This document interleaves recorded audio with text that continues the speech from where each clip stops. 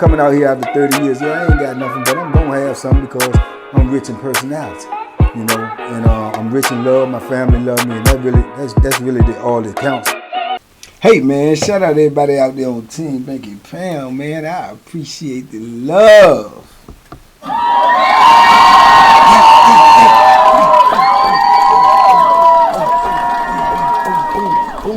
Yeah. Appreciate the support, man. We out here pushing P. 33 years of prison stories, man. Team Banky Pound Nation, stand up. We doing it. Listen, man, I need y'all to go check your subscription. Make sure you are subscribed. They are unsubscribing people, unbeknownst to me, unbeknownst to you. This is why we're not really moving. I don't know what type of skullduggery is in effect, but it's free. Subscriptions are free. Please check your subscription. Shout out to all my subscribers, man. Shout out to all my members. Big love to all of y'all, man. I appreciate y'all, each and every one of y'all, man. Let's go. Let's get it. They trying to stop this movement, but they cannot stop what God has planned for us. Please believe it. Let's go. Let's get it. Listen, man. I was talking this morning in the morning mud. It just made me think of something, so I'm going to try to explain to y'all and tell y'all how I actually met an African prince when I was locked up. And I know he wasn't willing, you know what I'm saying, lying or nothing like that, because I actually seen the proof. But we called him Chief, right? We called him Chief, but in actuality, he was a prince in Africa because his father was actually a chief in Africa, right? And I had met him when I was in the wall, man. So, you know, I'm coming from Southampton going straight to the wall. So it's like the first prison that I'm in. Southampton is receiving. That's just the, you know, it's a prison. If you would have went across the street to the farm after you finished receiving, then you would have been in Southampton prison. But I was in Southampton receiving. And a lot of people that go to Southampton receiving, if you're young as I was, you'll usually finish your receiving and you'll go right next door to the farm. But as y'all know, I got in an altercation when I was in receiving, and I guess they was mad. They looking at the amount of time I had, the charges I had. Boom, send me straight to the wall. Threw me straight in the lion's den. You know, but I ain't had no choice but to deal with it. So, as I told y'all when we went there, man, it was just eerie, very, very eerie, man. That's the only word I could think of that comes to my mind right now. Just walking in there, man, it just seemed like your world was over, man. It's over with. This is it, you know what I'm saying? It's just so big, so dirty, so dingy, so gloomy, and just the noise, the people, the smell, the look, it just was overwhelming, man. I remember, man, just walking in there, man, the dudes is hollering and yelling and trying to get our attention, us new guys walking in. Man, I can remember I felt like my heart was beating so fast that they could see, like, my clothes moving. That's how much my heart was beating, because it's a crazy experience, man. And, you know, I can't speak for nobody else. I can only speak for me. If you say you walk into the penitentiary for the first time as a young dude that never been in a prison before, and you say you ain't have no fear, you won't worry, you won't concern, and nothing like that, then I'm going to look you straight in your eye and say you a big fat lie. You know what I'm saying? That's how I was feeling. You know, so I can remember, man, once I get in and get settled in my joint, I can remember just being in the cell and being like, man, you know, just praying, man, that, you know, this experience, man, that I could get through this, man, which was a monumental prayer, because I got God knows how much time to do. But I just remember that overwhelming feeling from walking in there. And I can remember trying to lock in my mind just to how I'm going to do this, how I'm going to deal with, you know what I'm saying, this reality that's on me right now that I have no other choice but to deal with. And I can remember I was going to be so standoffish. I ain't really want to talk to nobody. I ain't really want to try to meet nobody. I just wanted to be left alone, which you'll learn soon, very soon, when you get in prison, that being left alone is not an option. It's just not an option. You ain't anybody say, go to prison, man, stick the day to yourself, you'll be all right, man. Man, that don't work. That's impossible. You know what I'm saying? People are going to approach you. People are going to pull up on you. That's just the way it is. So, You know, like I told you, meeting people, man. I ended up meeting people, but I was still like super standoffish. But I was evaluating everybody I meet, so I could remember hearing this dude talk, and I heard the accent. He had a thick accent, little dark skinned dude, man, probably about 5'10", 5'11", dark skinned brother, man, looked kind of rough. And he had this thick accent, you know what I'm saying, African accent. And I kept hearing people call him Chief, you know what I'm saying. But he was moving around and shaking and baking with other people, right? You know what I'm saying. So I knew he was somebody. You know what I'm saying? I knew he had an accent, so I knew he was foreign. I didn't know he was African, but you know, it fits. Dark skin, you know what I'm saying, real rough looking in the accent. So, and they kept calling him Chief. So Chief was in there at the time that I met him. He was moving around. He was selling weed, right? And the weed that they was selling when I was in the wall is like, you know, when you go into a restaurant like Burger King or whatever, and they got the little salt and pepper shakers. I mean, the little salt and pepper packs, the little bitty joints. In the penitentiary, man, when I was in the wall, they was taking the little salt and pepper packs that they put on the tray, because you get them. They'll put a couple of them on your tray. So they was taking those and dumping all the salt out and all the pepper out and putting weed in them. I guess to hide from the police. I don't know nothing about the drug game, this, that, and the third. At this time, I'm new in the penitentiary. But they was putting weed in them, and they had glue and take glue and seal it back up. I guess in case the police come shake you down or whatever, and they see salt and pepper packs in there, they don't realize there's weed in there. That's what I'm guessing. You know what I'm saying? But the irony in that is, the whole time I was in there, the police ain't never shaken. The whole time I was in the wall, I never went through a shakedown. I didn't even know what a shakedown was at that time, right? But that's how they used to sell weed in the penitentiary. You know what I'm saying? I think the salt was a nickel bag and the pepper was a dime bag, or vice versa. So that little bitty weed, that little bit that can fit in a salt pack or a pepper pack, was $5 to $10. Ain't that crazy? You know what I'm saying? That's the inflation of prices in the penitentiary. So Chief was selling weed. So this is how I ended up meeting him, because he pulled up on me. It was like, my man, yo, let me speak to you. I said, what's up, man? He said, you smoke?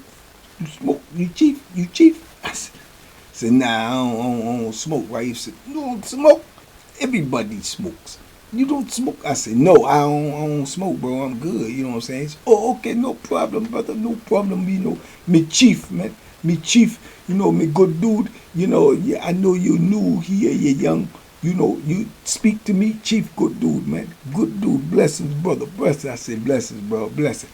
But boom, I was kind of like that then. I was standoffish. I ain't really want to. But I'm watching him as well as I'm watching everybody else, because I'm new in here. And I mean, everything moving around me, I'm watching, man. Probably, unbeknownst to me, I probably look like a joker in there like this. You know, but at the time, you ain't thinking about that. I'm just watching everything that's moving, watching how people moving, how they talking. When we go to the yard, we start going to the yard, I see everybody come to Chief. They talk to him. They kick it with a woo. So, I mean, like a couple of weeks go by. Every time I see him, if I walk by him or something, he'll nod. He'll be like, brother, my brother. And I say, what's up, man? What's up? And I keep it moving. So I remember one time, man, a couple of weeks later, I'm out there. I'm sitting there and I'm waiting for the phone. So I'm sitting on the bench. So he come walking over there and holler at me. But before he get to me, he like, my brother, you good, brother? I said, yeah, I'm all right, man. What's up? So he come over there and sit there and want to talk to me. And he started asking me questions like where I was from and, you know what I'm saying, how old I was, this, that, and the third. And I was kind of like, man, what you know what I'm saying, asking me all this. What you going to do with this information? You know what I'm saying, in my mind. But I'm listening to him and he telling me, man, you know, me from Africa, man. You know, I came over. You know, my father is chief in Africa, big man in Africa, chief, real chief, no, real truth, honest. And I'm like, boom, he said, I am a prince in Africa, but I come to education. They send me to go to university, you know. In New York, I go to university, but the culture, the lifestyle in New York is so good you know, the people, the lights, the bright lights, and the people, and the rappers, and I can't go. I go to school, but I get caught up in the life. And I'm like, oh yeah, it was like, yeah, real life, man. I got money. My people got infinite money. I got no money problems, man. So I meet people because I got money. So I meet people and I meet rappers and I meet people that's good big people, man. And then they pull me into the clubs and the nightlife and I get caught up, man. And they, you know, my father, he don't know I supposed to be university, man. And he telling me all this stuff, and basically what he's saying is that he came over to go to school. They sent him over to get an education. You know what I'm saying? Because he's a prince, and eventually he will be a king in Africa, right? So I'm like, you know, to me it's like, I'm young though, but I'm so young, I'm thinking in my mind like, yeah, this crazy. Yeah, all right, okay. And, you know, at this point in time, I ain't heard a lot of dudes tell a lot of super duper lies, this, you know, because I done met dudes been astronauts and been, you know, everything, you know, in the penitentiary, people gonna say everything. So I'm listening to him, but I'm not really like, okay, I know he might be from Africa, he look like he from Africa, he sound like he from Africa, but all this extra stuff is woo woo woo. So he just keep talking, and he was like, boom, man, I get caught up, I get to hanging out with the rappers, they want to hang with me because I got money, I start buying cars, got the ladies. So I'm in here with all of the rappers, and you talking about in the 80s. So he talking about he was around people like Big Daddy Kane and Heavy D, Eric B and Rakim, Salt and Pepper, LL Cool J, you know, Roxanne Shante, and I'm like, oh yeah,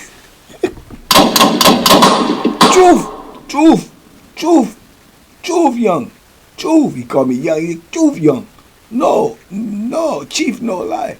No. Me show you one day. Me got pictures, everything. I got intel. I got pictures. All people right now, they don't know what Chief at, you know. And he said he gets so caught up. And he get caught up in the drug life because he said all these people, man, he said these rappers and these people, I ain't putting no names on them, I ain't trying to get sued, but he was like, they all, you know, like to get high, they like cocaine, so they introduced him to cocaine, so he started messing with the cocaine, and he liked the cocaine. So then he had so much money, so he said, boom, he didn't want his father to keep wondering why he want and request so much money when he's supposed to be in school, so he started getting the cocaine and buying bricks and flipping it so he won't have to ask for as much money as it needs for him to survive over here and go to school, which is what he was supposed to be doing. So now he done got in the drug game and he got the money and the means to get it, so he getting it and he starts selling it and flipping bricks and got people working for him, and he hanging around with the rappers and he messing with all these bad bros and the rapper bros, and he just got caught up.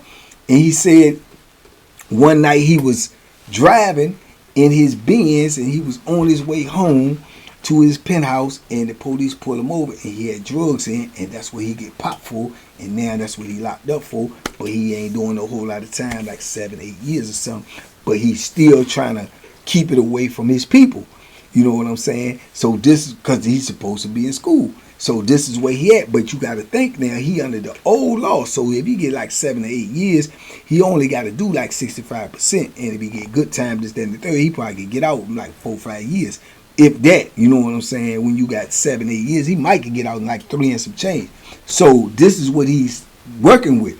So I'm like, you know, this just sounds like a crazy story, but I'm listening to him. And he was like, I tell you, your eyes no lie. You don't believe. You think me just talk lie like guys. Me no lie. I'm chief honest.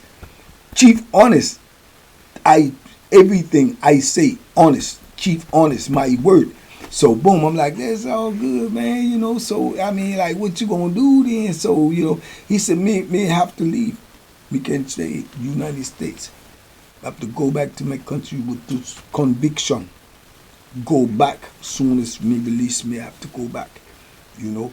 And I'm like, boom, man, that's crazy. So boom, I remember when we go in for the count, you know, and the next time we come out, I guess he like talking to me, so he called me, right? He signaled me over there. I called, I see him, I said, come in. So we meet halfway and we get to talking, and we walking some laps up and down the tier and talk, then we go back and sit on the bench, and he got his bag, and he pull out the bag, and he starts showing me all of these pictures. Chief, honest, Chief, no lie. Look, who that? Who in picture there? Chief right there. Who other people? And he's showing me. Man, he got pictures with Heavy D. He got pictures with Big Daddy Kane. He got pictures with Houdini. He got pictures with all of these rappers like from the 80s and stuff. And he in the clubs and stuff with them. He got pictures of them outside sitting on Benzes and limousines. And he in these pictures, so I know he not lying. So now, you got to think now too, I'm young. I'm like 20, maybe 21. I might be 20. I might still be 20. Right, but no older than 21. So now I'm looking at this joint. I'm looking at him like, okay. So now I'm remembering everything he said the other day. So I'm like, oh, he ain't lying. He ain't welling. You know what I'm saying? So I'm there. It's like an all moment kind of like, because at this point in time, I ain't been around nobody that, you know, like no superstars or nothing like that, or nobody who been around them like that. So now I got like questions like, oh yeah, so you know Heavy D, or you know LL Cool J. He was like, yes, party many times over. Them no chief. You know what I'm saying? He said, you know, I know a lie, chief. Them no chief. So I'm like, man. So it was like fascinating to me. You know what I'm saying? And he was like cool with me because he was real kind of like paranoid type dude too. You know what I'm saying? And Chief had that Bethlehem on him. He walking around with that joint right on his side. Big old joint. Like a butcher knife. You know what I'm saying? He ain't playing no games. And he getting that weed out, and dudes is coming to him like, yo, you got diamonds? Yes, hold. 1 minute, one moment, young. And he'll go over there, he'll serve me, get his joint, you know, and boom, he moving, he shaking in there. So I don't really know all about all that stuff. I'm still fascinated about he know all these rappers and stuff like that, and like he was really like living his life. So I got like questions like, man, how much money you got? How much money them dudes got? Them dudes rich. You been around them dudes. I mean, hey man, you know this person, that person. And he was like, boom, whether he knew him or what he didn't know him. And he said money. He said, man, my father king in Africa. I said, okay. He's like, y'all know if he a king, y'all probably rich. He was like, rich, money, no object, no problem.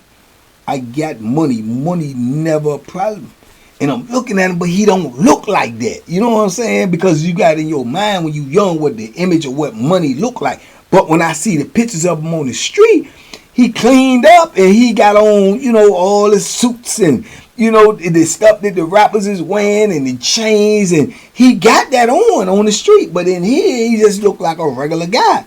It with an accent. And look, his head was knotty as sheep. As my grandma would say, naughty as sheep, you know. So it was just different. It was something that was just really weird to me, man. But he just was such a cool dude, though. I could tell that he ain't had no malice. He won't trying to, but he could turn super serious just like that because it was dude that was owed him money for this weed and stuff, and like be taking the time. Because I remember we was sitting in there talking one time, and the dude was walking by, and we just talking, and he was, hey, you speak to me, you. And dude was like, I got you. He said, no, you speak to me. You speak. And he's saying you gotta get that money, right? So, and dude was like, I got you. He said, today. And I was like, boom, and I'm looking at him, he's like, him play money. I don't play money. I give you give back. Your word, you keep that word. He has to keep that word. I cut his throat. You believe me?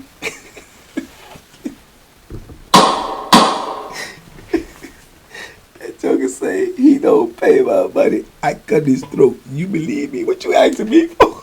I don't care. He say, no, you believe. I said, yeah. He said, it's right. You know word, your word, no right with me. Me give you and you don't bring back. I cut throat. I cut his throat. You know, believe me. Believe me, I don't just talk. I cut his throat. He better know. And I'm like, okay. Okay. So I knew he had that serious side to him where he won't pump fake it. You know what I'm saying? And we just he was one of the dudes I used to kick it with. Him, old man P.I., my homeboy Frog, you know what I'm saying? The little young dude that was in there, about me and him about the same age. I mean, he probably was the youngest ones in there. He slept beside. Other than that, I ain't really kicking with them dudes in there. You know what I'm saying? Because I'm still messed up. So I can remember when they coming around and they was renovating this joint because they was getting ready to get everybody out of there, but we didn't know that. We didn't know they was getting ready to get everybody out the wall. They was getting ready to shut it down. So they started coming around and they was going from block to block and they was doubling up the cells. Up until this point, every cell in the wall was a single cell because they very, very small. You know what I'm saying? So they was going to double them up because what they was doing was they was go to one block and they would come in your cell and they would put a top bunk in your cell. They was welding it to the wall. So their plan was they was going to go to each block one at a time and they'll double up, go into each cell and put an extra bunk in there. Then they would take a whole block that did not have the double joints yet and move them to your block and put them in the top bunk. Now they got a whole empty block. And they go back to the empty block, double up them cells, and just keep moving around the penitentiary till all of the joints was doubled up, right? And then they had a whole lot of extra joints that was free. And I didn't understand what their purpose was in retrospect because then you start shipping everybody off there and you was going to close it down, but you just spent all these money to make all these extra bunks. What was that for? I didn't even understand that because I guess they said they was going to shut down a building at a time where they had everybody isolated in one or two buildings and then they get rid of everybody and shut the whole prison down.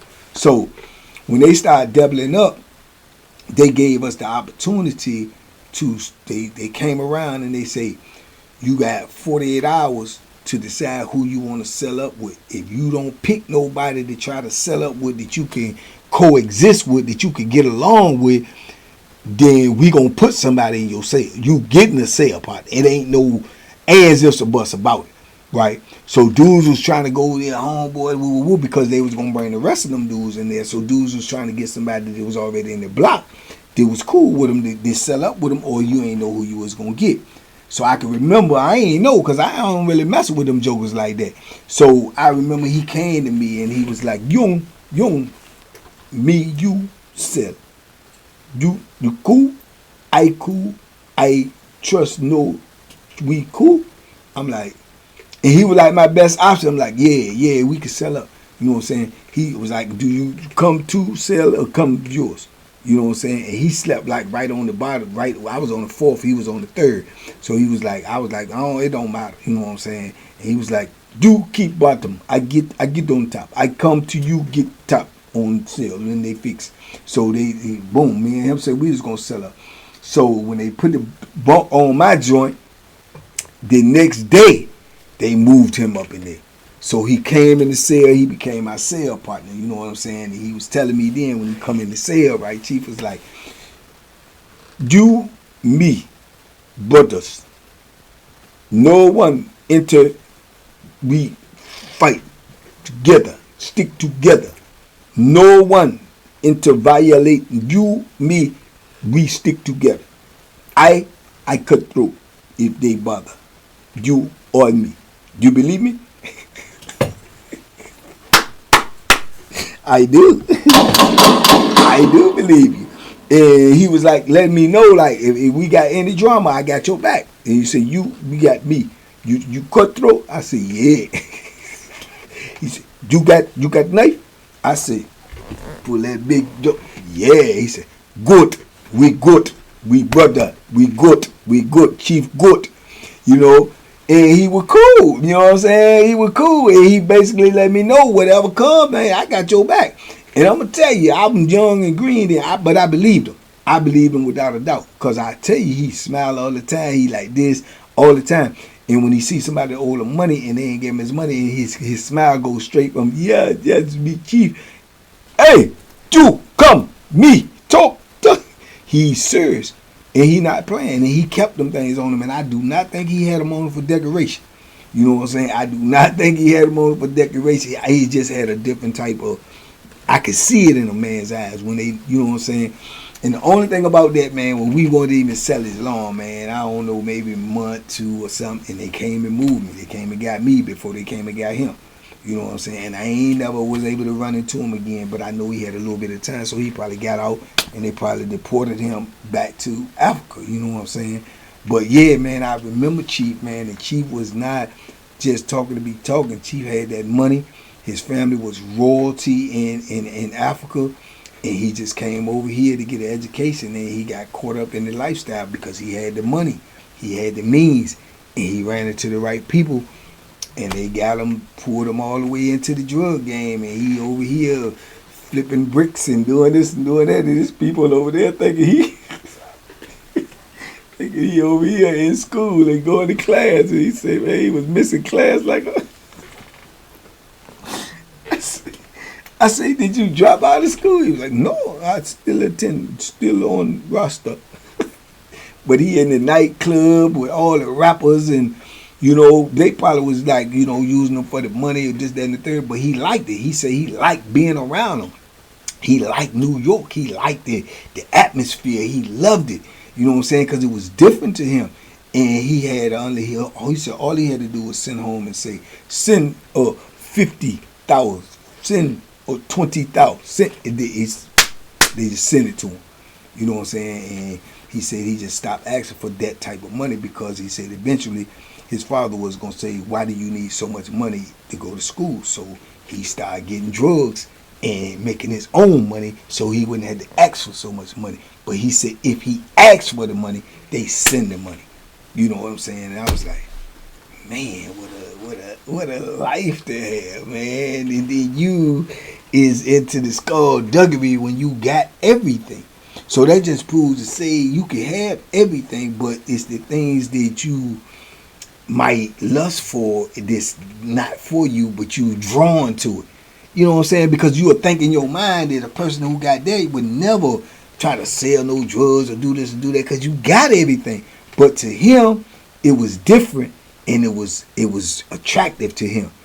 And that's what he did, man. I remember Chief, man, old Chief, man. Shout out to Chief, man. I hope one day, somehow, some way, you know, they watch us over there in Africa, TVP Nation. Did you see this, man? And reach out to me and find me, my guy. Find me, my guy, man. But shout out to him, man. But yeah, man, I just wanted to drop that story on y'all, man. I really met a real African prince, man, when I was locked up, man. And he was my Celly, man. That's a fact. And he was not lying. He really had the credentials to prove who he was. You know what I'm saying? So shout out to him, man. Anyway, man, y'all leave me a comment. Talk to me. I talk back. Big love, TBP Nation, man. We out here. Check your subscription. Man, if you ain't a member, become one, because we be cutting up over there and having big fun, man. Let's go. Let's get it, TBP Nation. Y'all be safe, be smart, make good decisions, man. And yay, man.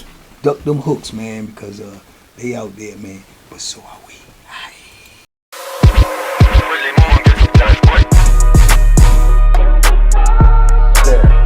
The banking special. Yeah. Pure deliciousness. Pure deliciousness, man. My name is Banky, man. Everybody calls me Banky. That's the name that I got from my grandmother when I was young. I'm coming out here after 30 years. Yeah, I ain't got nothing, but I'm going to have something because I'm rich in personality, you know, and I'm rich in love. My family love me, and that's really all that counts.